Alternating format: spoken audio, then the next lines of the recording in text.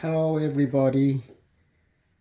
This is part 3 of my series of videos concerning how to revive old rechargeable battery with a chemistry that is the nickel cadmium, the NiCad batteries. I got 3 older Milwaukee power tools. They are heavy duty power tools. They're very good quality, and actually you can feel that it's a lot of metals in it, so it's really very good quality.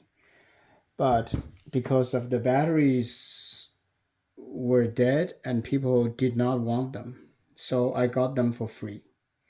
I thought they were lithium batteries, but it turned out that they were not lithium batteries. I have experience repairing lithium batteries, but I'm still new about the with limited knowledge about the NiCad batteries. So I have already published 2 videos. The first is about how to use an adapter so that I can use lithium batteries for the newer Milwaukee power tools on the older style power tool of Milwaukee. I think that is the best and the most straightforward method, and it is doable for most people, almost everybody. So the second video I presented actually the method that I learned from YouTube to use a high voltage battery to try to spark the flat NiCad batteries to bring them into a higher voltage so that they can be charged on the charger. Well, I showed one example of success, but unfortunately all these 4 were not really successful because they cannot hold charge. So actually one of them can hold no charge at all, it's 0, and the other one is after a few weeks, it's only like 1 volt. And one of them can hold charges for about, I think, 7 volts, around 7 volts after a few weeks. And the best one that came with 13, so they're supposed to be, nominal 18 volt batteries. 18 is basically the nominal charge of a cell, which is the 2242 cell. The nominal voltage is 1.2. So if you multiply 1.2 to 15, you will get 18 volts. But actually, when they are fully charged, you can charge them to almost 1.4 volts, which means that you can charge the whole battery. 1.4 multiplied by 15 is 21 volts. So a good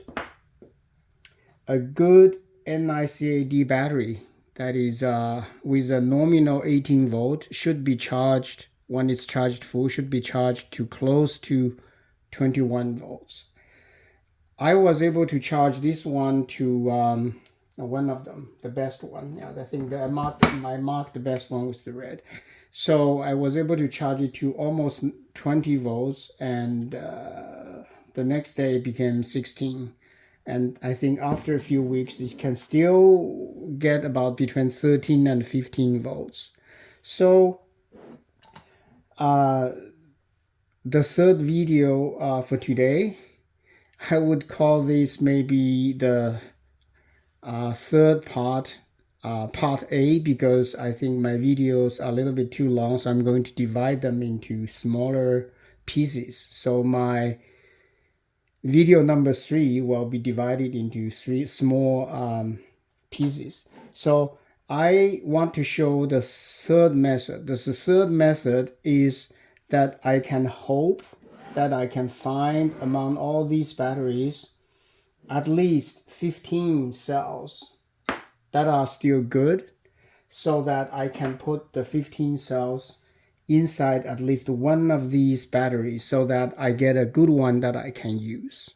Well, for most people that they can do this, this would be the most inexpensive solution, right? Because you don't have to spend any money. You have to just do the repair basically. So I tried yesterday to. So the strategy is that I want to keep the better one, like this one that I'm supposed. So the idea is that I don't have to dismantle every battery out of this, because I can keep the good ones inside, because I assume there are still about 10 cells that are good.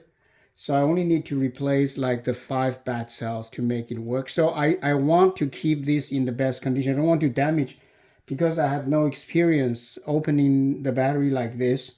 So I want to start with the worst one and then keeping the best one, which I hope I don't have to dismantle completely and only partially, and to replace a few bad cells. That's the hope.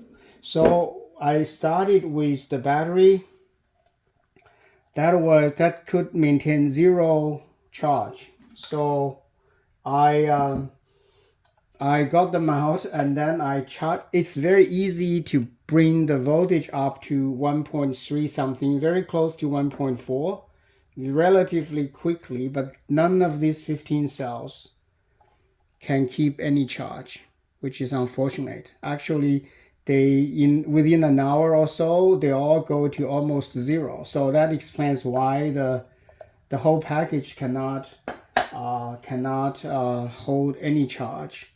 So and not only that, when you open it, so I put it on a piece of paper because they're very dirty, and you see a lot of white powder. I'm sorry.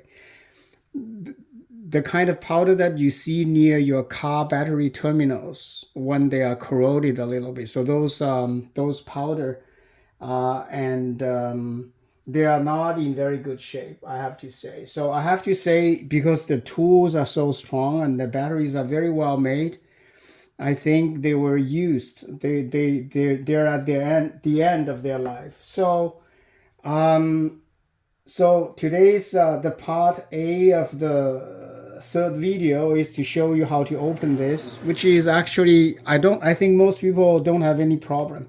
So they have 5 screws on this, and it is the number 10 of the kind of a star-shaped bit, which is like it's not really hexagonal, it's the very sharp, like a star kind of I don't know the name of these bits. I think it's the number 10. So you can, I don't have to show you how to unscrew them. So I already unscrewed them. So then you can open this once you remove the screws, the 5 screws.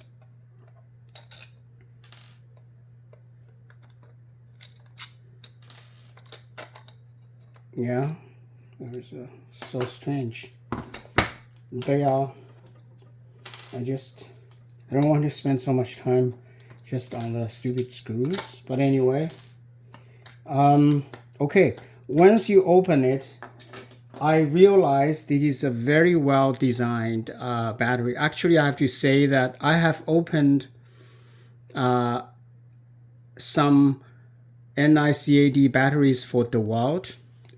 Those batteries looks like a boat. There is one battery on top, so there's also 15, but this is much better arranged. I have to say, I appreciate the design. It looks so nice. Although it's such an old battery, look at how nice it is.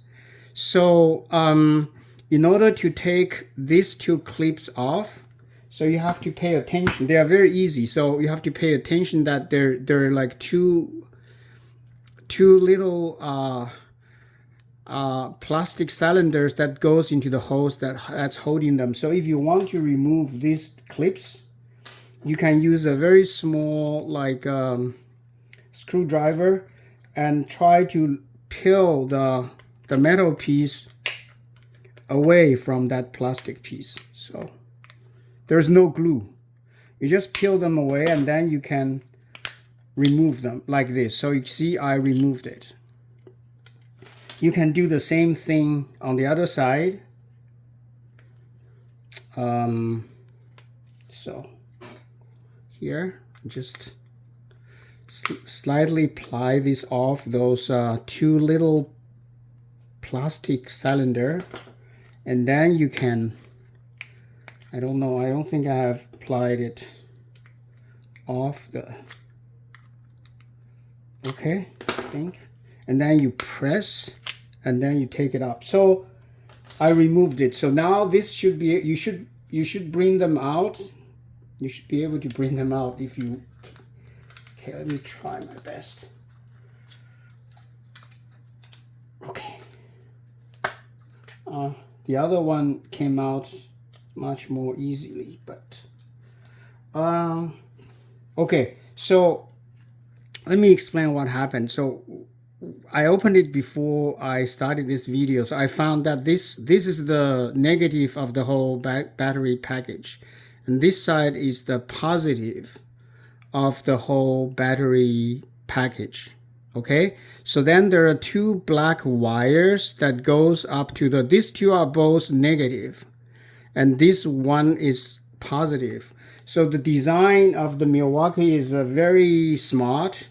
That is, you can put the battery this direction onto the tool, or you can also put it on the other direction on the tool, so that sometimes you don't want the battery to be in the way, so you want to put the like protruding part of the battery backward. You can do it both ways, and the tool should run normally. I think that's why you have two negative contact and only one positive contact. And I removed these two wires. At the beginning, I thought these wires were connected to the batteries. I don't want the wire to contact other like poles of other batteries so that you get sparks. But I later realized these two wires are not connected to the battery. It is actually something like this. I'm not sure. I think this is a thermite, something like a resistor that will reduce the resistance when it becomes hot. I think in most cases this is used for reducing the inrush of a high current when you start a tool, like when you start a power tool, or you start any tool that has a motor in it, like with a coiled motor in it. You would have a very high rush initial current, and this would reduce the current. So when the current, so with some resistance, when the current heats up the resistor, it will become a wire. There is no more resistance. That's the idea, but I'm not sure that's exactly the case. I don't know why it is here, because both of these two are on the negative pole. So let me try to remove this, because it's just the solder. So I'm going to put it on the table with my solder, and I'll just I'm not sure. Okay, yeah, I'll just remove this. I also find that it is very easy to solder the it is quite resistant. Okay, it is easy to solder these batteries. That's what I wanted to say. So you don't have to use a spot welder to work on these batteries. Okay, I don't want to put too much force onto here.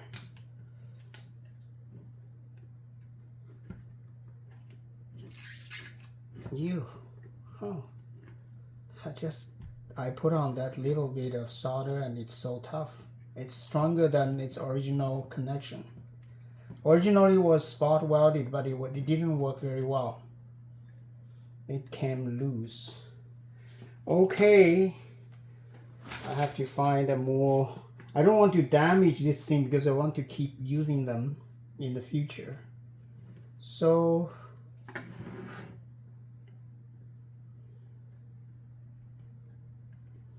yeah, I don't want to, so with the last good battery I want to save, I will be much more careful than this. So I'm going to try to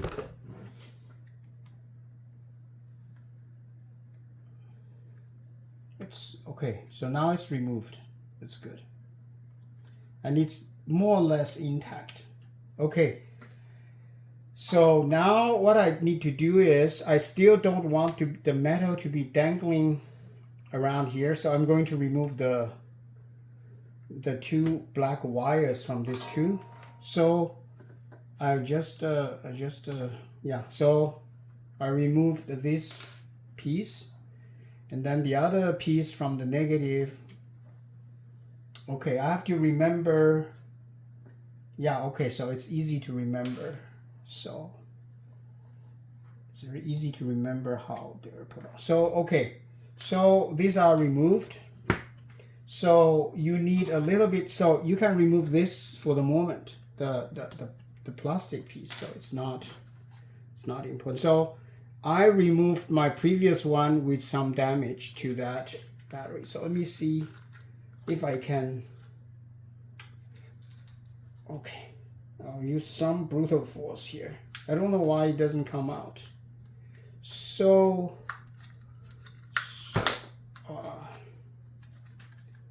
okay. I don't want to use, I want to use something that does not harm the side of the battery. A screwdriver maybe. Okay.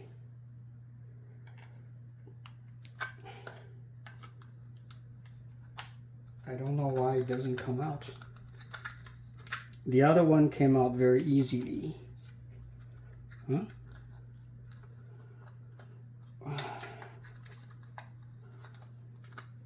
What is going on?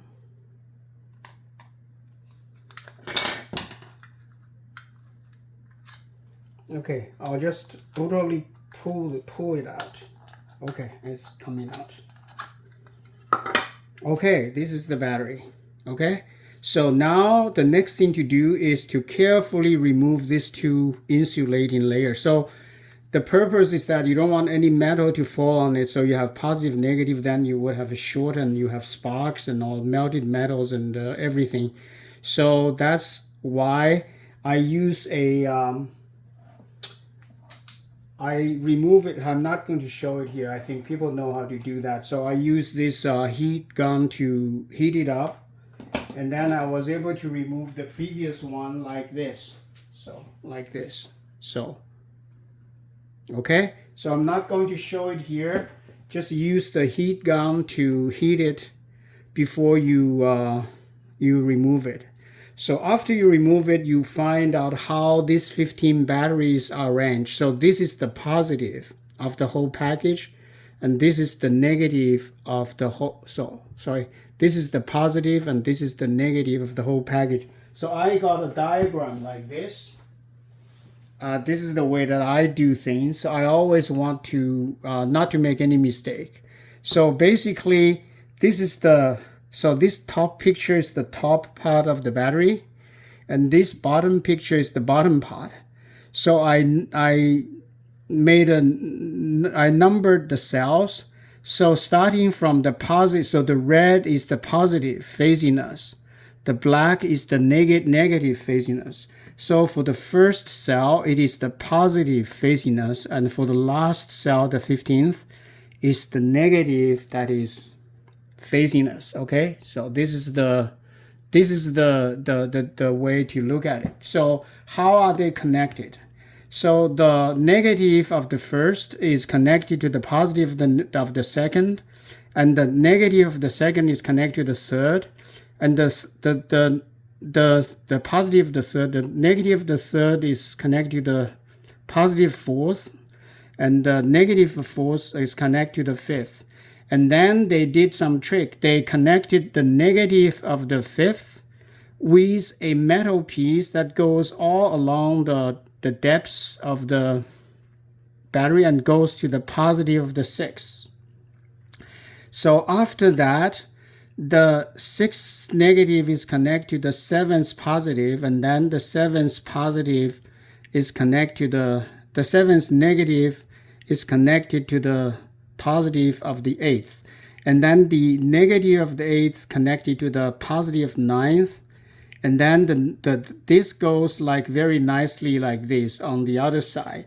But anyway, that's the way they chose to arrange the batteries. So with this, when I reconstruct the batteries, I'm not going to make any mistakes. It's very easy work for me because, so look, this is the way they are connected. So they used two spot weld to connect them with this batteries, like a spot welding wire. I have all of them. I could also use soldering. Actually, in some ways, soldering is easier to remove because you just have to heat it. For some lithium batteries, they say extensive heating can hurt them, but I think usually for these very thin metals, you don't need very prolonged heating. You just heat it and then it will, the solder will. So maybe I'll try to solder them, because once you got the spot welding on it, when you try to remove, you always have, because the metal is melted so that they are melted together. You can never cleanly remove the spot welding.